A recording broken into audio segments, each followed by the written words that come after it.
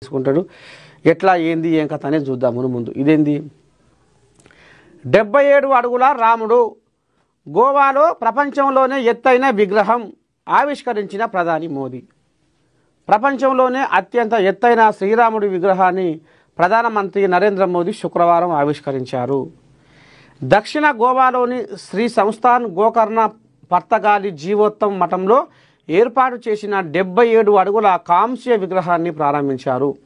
మఠం 550వ వార్షికోత్సవం సందర్భంగా అక్కడ పర్యటించిన ప్రధాని మోదీ విగ్రహాన్ని ఆవిష్కరించి ప్రసంగించారు. ఈ కార్యక్రమానికి రాష్ట్ర గవర్నర్ అశోక్ గజపతిరాజు, సీఎం ప్రమోద్ సావంత్, పలువురు రాష్ట్ర మంత్రులు హాజరయ్యారు. మఠం 550వ వార్షికోత్సవం సందర్భంగా ఈ విగ్రహావిష్కరణ జరిగింది. సాధువులు సంతులతో తనకున్న ఆధ్యాత్మిక అనుబంధాన్ని ప్రధాని మోదీ ఈ సందర్భంగా గుర్తు చేసుకున్నారు.